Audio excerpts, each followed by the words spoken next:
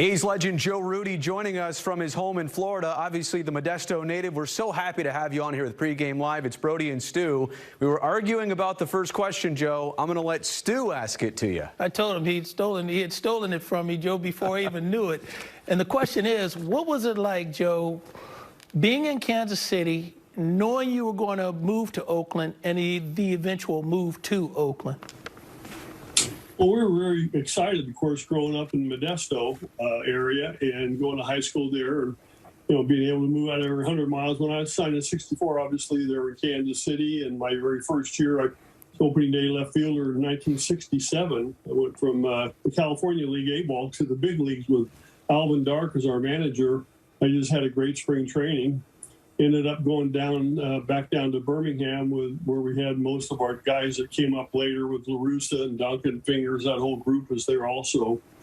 And so we came up and down, and then, of course, we heard the word that we were going to move to Oakland, and we were super excited because being that close to home and back in California, and, we're much more comfortable. And it was exciting to see the ballpark. Of course, Coliseum was a brand new ballpark back then, and it was fantastic. Especially, played in a different era. We had so many of the guys that we played, 14, 15 years together.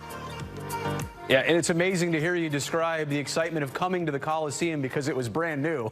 Something that a lot of us these days just can't relate to anymore. But isn't it kind of amazing that how fast it was by the time you guys moved here in '68 to winning your first of 3 World Series in a row, 72, 73, 74. I mean, it doesn't happen like that very often. And we're celebrating 50 years of obviously 72, but it doesn't happen that often that you move and you have that success instantly like that. Well, it really was an instant. We got our butts kicked. A's were doormat of the American League for many, many years in the '60s and stuff when Philly bought the ball club. And if you look back at 72, 3, 4, 5 in those 4 or 5 years, that Philly signed the whole team. I mean, almost all of the guys that were the core of the team were all come out of the minor leagues. We all started out in rookie ball, played together in Modesto A ball, went to Birmingham AA ball. I would say 9% of our team played together back then. And so we all got, I think when we moved to Oakland in '68, we started playing. I started the season in AAA and then got called up. My very first game in Oakland, never seen the ballpark before on the field myself, was May 8th, 1968. Remember what happened on that date? Stu might have to help me out with that. I don't remember what happened on that day. Fill us in. You had to be, what, 1 or 2 years old? No, I was older than that. 11. 11? Yeah. And that date, May 8th of '68, was, I think it was the 8th or 9th, one of those 2 days right there. My first day in Oakland, getting called up from Vancouver, BC, and the Pacific Coast League was Catfish Hunter's perfect game. And here I am in left field. Never been in the ballpark before, and just praying that I didn't screw it up. But that was a great way to start my career in the Oakland Coliseum.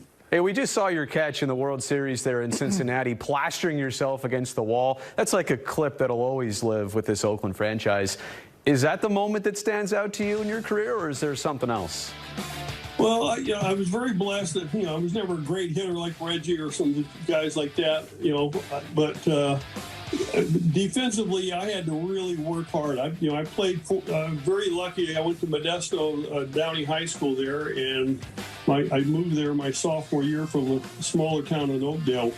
And my coach, a gentleman named Jerry Streeter, had just come off playing, 4, 5, 6 years AAA with the Dodgers behind Maury Wills, and he just never got a chance to get to the big leagues. He finally decided to give it up, and he had his teaching degree, and he became the head coach there at Downey, and one of the best coaches I ever had, was learning the basic game. He made me play shortstop all those, years. And so when I signed, they played me a little bit at third base and bounced around, finally decided to make me an outfielder. And the biggest blessing of my life was in '68, we had a gentleman by the name of Joe DiMaggio who came on as the coach in '68 and '69. And Bob Kennedy was our manager. And when I got called up, Bob said, "Hey, I don't care if we got a doubleheader after a night game. You're going to take at least a half hour of fly balls. I'm going to stand over by the third base coaching box and hit balls, line drives, everything you can think of over my head. And this was in spring training. And so when I first started, you know, they used to hit flies. They had no air guns where they'd shoot them 9 miles in the air. And DiMaggio was trying to teach me how to go back on a ball over my head, just the play that I made. And I'd turn around and run back to the spot he would talk about, and I'd look up for the ball, and it'd be 50 feet over to the other side of me. So, you know, thousands and thousands of those plays where they're hitting the ball over my head, learning to turn your back to the ball and knowing where it was going to be.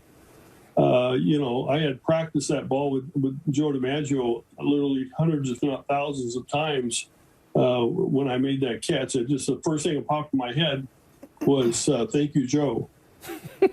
Hey, Joe, of all of the Oakland A's teams that you played for, which would you say was your most favorite, your best?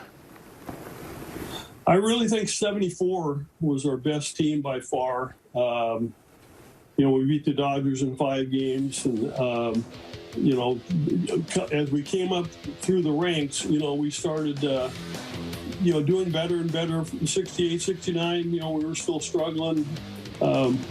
71, I think we won a first division and got swept by Baltimore when they had their great team you know, went on the 4 20-game winners is what I was trying to think of. And so 72 came along, and, you know, one of the biggest trades, you know, I hate to see him go, was my old roommate was Rick Mundy, traded him to the Cubs for Ken Holtzman. And I've always felt like Ken Holtzman was very underreported, underrated, whatever you want to call it, for what he did for the A's. He won 60 games in those 3 years we won the World Series, and I think getting Kenny really put us over the top. Pitching's everything when it gets into the playoffs and the end of the year. Yep. Joe Rudi comes from a day where there were no ghost runners, there were no robo-umps, no pitch clocks, no pitch comm. We appreciate you joining us. Be well, and we can't wait to see you pretty soon for that 72 reunion. I got to tell you something else, Joe. I'm still waiting for Rick Mundy to sign that home run ball I caught back in 1968. So you traded him good. Hey, great seeing you guys. Can't wait to see you out in Oakland. It's going to be a blast. Bring the whole family.